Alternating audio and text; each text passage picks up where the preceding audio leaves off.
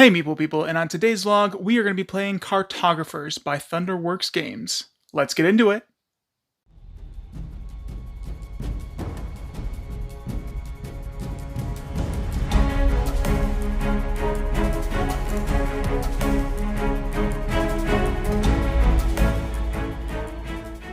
Hey Meeple people, and now we're going to go ahead and get into Cartographers from Thunderworks Games. Let's go ahead to Sarah so she can go ahead and explain the game. Hi there. So today we're playing Cartographers. This is a flip and fill, roll and write, whatever you want to call it, style game set in the role player universe. So if you're familiar with the role player universe, that is a series of games by Thunderworks Games. They started with role player and then they proceeded to make that a kind of a line of games for them. This is a flip and fill or roll and write style game, though. It is just set in that universe. You don't need to know anything else about the rest of those games because this one is a standalone. In it, we are cartographers, and we have been tasked with attempting to record the land as a cartographer would. So a cartographer is a map maker. So we have this sort of blank map that we start with. It's double-sided. There's two different sides you can use. So there's one that looks like this, and then there's one that looks like this with the sort of cavern in the middle here, and with the mountains and the ruins in sort of different spaces. Nick and I played our practice game on this side, so we're going to do our recorded game on this side today. You can choose whichever one you want. But what players are going to do is they are going to simultaneously will reveal some cards which will tell us what types of land we have to chart on our maps here, and we'll draw those land masses into our maps. And over the course of the game, we're attempting to complete different objectives. So in this game, we have these 4 objectives that we're attempting to complete, and we're going to go through 4 seasons as we attempt to complete these objectives. And in each season, certain objectives will score. So for example, we're going to start in spring, and objectives A and B will score in the springtime. So the very first round of the game, these are the only 2 objectives we care about at all. We don't care about these for any other reason except that in the next season, which is summer, B and C will score. Then after that, we'll go into fall, where C and D will score, and then into winter, where D and A will score. So we're going to be scoring these different objectives throughout the game, and we're going to be scoring them based on whatever their particular objective is. So for example, our objective A for this game is called Canal Lake, and it says that we earn 1 reputation star, which is a point. We earn 1 point for each water space adjacent to at least 1 farm space. So we're going to be attempting to create these sort of land features as we draw our maps. And when we would score for A, which is going to be in both the spring and the winter, then if we've been able to do this, if we've been able to sort of chart our map in this way, we'll score some points for that. The way that we draw these land features on our map is that each sort of turn of the game, we're going to flip over one of these cards right here, and it's going to give us a land type. So this one is forest, and then it's going to give us some options. You can either draw this shape or this shape on your map, and you can mirror these, you can flip them, you can rotate them, however you need to do. You have to choose which one of these you're going to do. This one lets you take up a little bit more space on your map, which could be a good thing, but this one is going to let you cross off a coin on this track right here.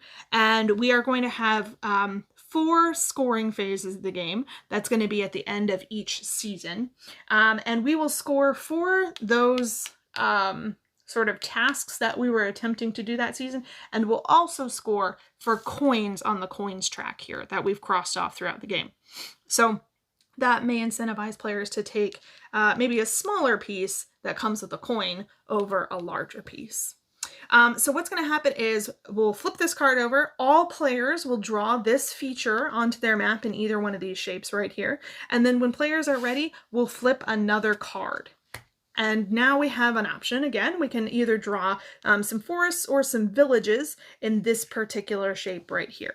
We're going to continue flipping cards until we've met the appropriate number of the current season. So for spring, the number is 8 right here. So we're going to check these numbers. Every time we turn over a card, we're going to check these numbers to see if we've reached or surpassed the current sort of limit for that season. And if we have, at the end of that turn, then the round is going to end and we'll score for whatever scoring parameters are on that season card.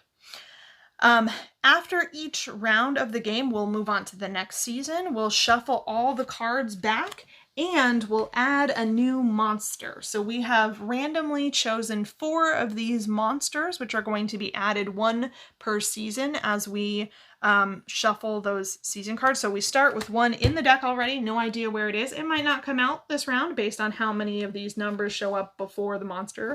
But each season, when we change seasons, we're going to flip over this card, reset the deck, and shuffle in another one of those monsters.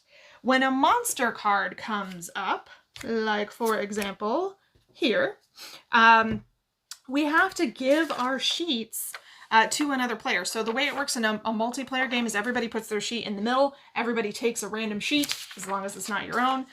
In a 2-player game, Nick and I are just going to be passing our sheets back and forth. And the player who gets their opponent's sheet is going to draw a monster shape, like this one right here, onto their opponent's sheet in the configuration that's on the card. And the monsters will prevent players from being able to reach the objectives, and they're also worth negative points at the end of the game if you haven't been able to... can you disperse them in this game? I don't remember. You have to surround them. That's right. So if you can get them completely surrounded on all 4 sides, then that's how you don't lose points for them. However, if you are not able to do that, then you'll lose some points for the monsters at the end of each round. So I think that's everything we need to know. At the end of 4 seasons, we'll add up all the points we've accumulated over each scoring round, and whoever has the most points wins. Let's get to it. All right, we'll see you guys in a sec. Toodles!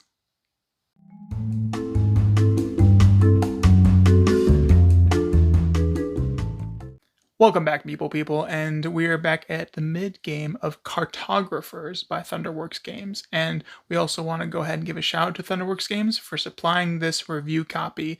We got to talk to them at Gen Con 2021, and yeah, it was pretty awesome. It was Sunday, so it was pretty crazy, and we were trying to get home, but let's get back into the game with what some thoughts are going on within our heads. Sarah, would you like to start us off? Sure. So we're halfway through the game. We have went through the spring phase where we scored cards A and B, and then we've also been through the summer phase where we scored card B again, and then card C as well. We're about to walk into the fall round where we'll score cards C and D. I am not doing very well. I scored -8 points in round 1 and 21 points in round 2. My board has a lot of monsters on it, and Nick has placed them pretty well so that it's hard to close them off. At the end of each round, when you score, you have to take into account the empty spaces around the monsters, and you have to subtract points for those. So that's costing me some points there. Yeah. This is not my favorite experience ever. I typically am pretty harsh on roll and writes or flip and fills. I haven't found very many that I personally like very much. I flip and love Fleet the Dice game. That is my all-time favorite roll and write, one of my top 2 favorite games probably. Maybe my favorite game ever, which is a roll and write, but it is one of the few roll and writes I've ever actually even remotely liked, let alone loved. So I'm not a huge fan of roll and writes to begin with. This one to me, I know it was really popular. How could you? I know it was really popular when it first came out, and I know people do have a lot of positive things to say about this one, but personally, this just feels kind of... I don't know. It just kind of feels like, well, why are we doing this? Find the door, why don't you? I think you disagree, though, right, Nick? What do you think about this game? I'm not a fan of roll and writes or flip and fills, but there are the few exceptions. I think Cartographers is one of them just because I think the theme and the gameplay go well with the game. It is pretty punishing when monsters come and then you have to relinquish your hard-earned, strategic, placements, and then someone just goes ahead and waves monsters all up in it, and you're just kind of like, no, don't touch my board, don't touch my stuff. So And sorry, so, go ahead. okay, and but yeah, like Sarah, I also love Fleet the Dice game, and we are excited for Three Sisters once Yeah, we that are. gets to us. But I like this one again. We both don't really care for um, roll and writes or flip and fills, but there are a few exceptions, and at least for me, this is one of the exceptions that I have for this game. Did Which you have something else? I think you kind of knew that before we even got the review copy, right? You'd played Yeah. it before, and you knew that you kind of liked it. Um, I had also played it before, and I was kind of on the fence about it, but I am thoroughly on one side of the fence at this point. Boo! Off the And stage. it is apparently a different side of the fence than the one that Nick is on, which is fine. Yeah. I do have another game that I'd like to talk about, but I think I'm going to leave that until sort of our wrap up, and I'll talk about it then, because I personally feel like it's kind of similar to this, but I would totally rather play that game. But I showed it to Nick before we played our practice game of Cartographers, and he hated it. So Did again, not like it. we just switched sides of the fence on that one. So yeah, we'll talk about that in the wrap up. All right, we're gonna go get back into it, and we'll talk to you guys at the end at the wrap up. So, toodles.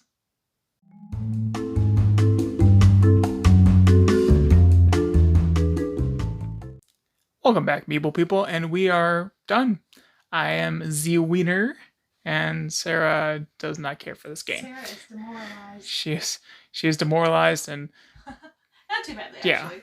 But so yeah, we're gonna go ahead and get into some of our final thoughts, and I thought let's have Sarah go ahead and be first in that matter. Would you care to tell us what you thought? Sure. So, Cartographers has a really cool theme, I think.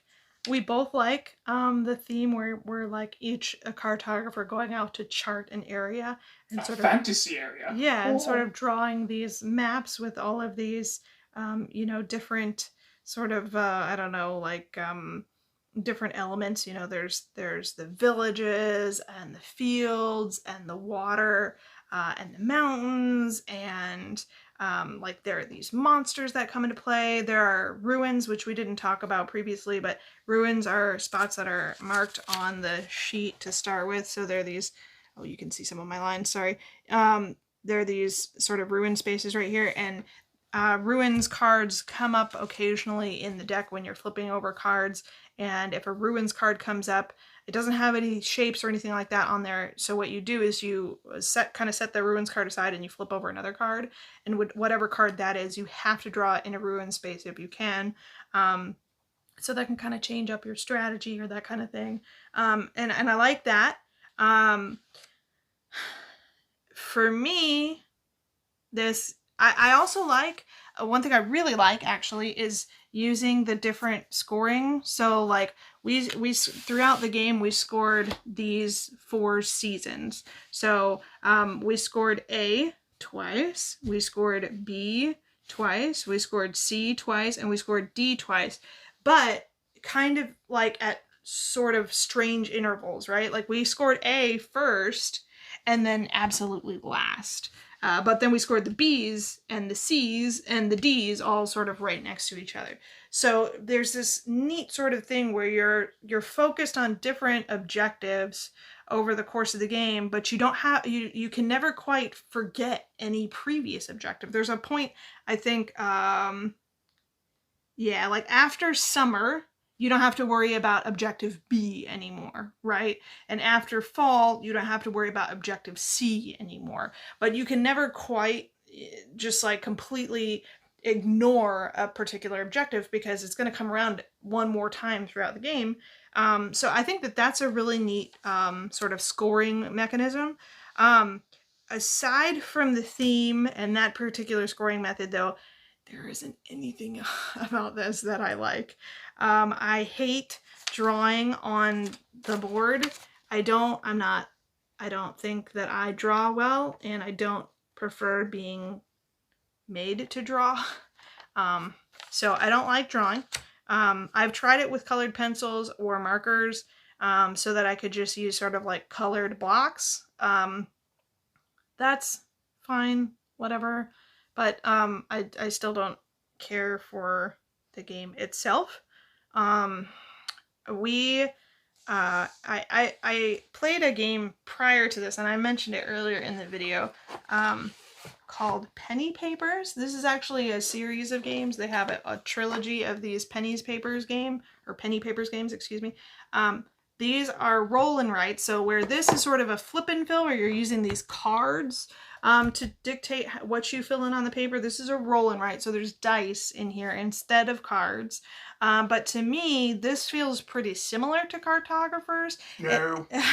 Nick doesn't think so, but I think it has a lot of the same elements. It's a paper and pencil game where you are working with sort of a grid system map, and you're filling in different like topography details of the map, and you're trying to arrange things on the map so that they score based on like their adjacency to things, or like how things are basically like laid out on the map.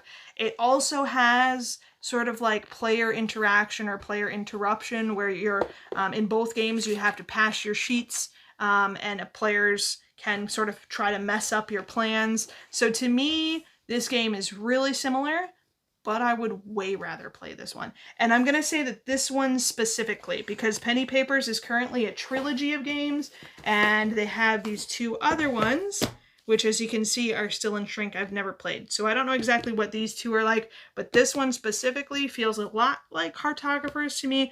But I'd rather play this than Cartographers. And maybe someday we'll do a video on Penny Papers, and I can explain why that one is far superior, in my opinion. What do you think about Cartographers, Nick? I think you really like this one, right? So yeah, I enjoyed this one a lot more. We've played with color pencils and markers, and I just didn't like that at all. I just like doing the symbols, and maybe that's something I enjoyed. I didn't like the monsters, having to pass my paper over to somebody else to mess with it, but it was at the same time different and thematic within the game. I didn't like the penny papers because of the rolling. Monsters came out a certain number of times, or they didn't come out too often, depending on how fast the timer was filled while you drew cards. But in penny paper games, you roll the dice and you could keep rolling the snake, which was the monsters, for that game. And you'd have to, we did that several times, and I got frustrated because I had like plans to finish something off or make points in a certain way, but then rolling at the dice and getting the snake just threw my plans into array and wreck multiple times, and I just felt like just constantly like nothing I or Sarah rolled mattered. We'd both go off the same roll, but it just seemed just who cares? Roll the dice. I don't care. We'll see who gets points. But that was my experience with that game. I liked Cartographers a lot better, and I'm really excited about the new additions that are coming. Seeing what they do. I think it's Cartographer Heroes.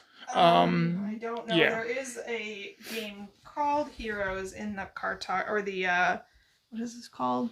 The role player universe. Yeah, there is a game called Role Player Heroes, I think, which is an expansion for Role Player, which is a totally different game than is set in the same universe, but it's a different game. That one is more like a dice drafting and placement game, kind of like Sagrada, but it's set in this sort of fantasy universe. I don't know what the content for the new Cartographers stuff is going to look like. I think there's going to be some different maps. I think maps are going to be the difference, the big difference, as far as I know. Okay. Well, I personally think that Nick's sort of evaluation of penny papers is entirely wrong. But I think that he thinks that my interpretation of cartographers is entirely wrong. So Oh well, opinions. I think it's just to each their own at this point. Definitely. Alrighty then, we'll see y'all next time in our next vlog. We again appreciate Thunderworks Games giving us this copy to show off on our channel. And yeah, we'll see y'all next time. Toodles!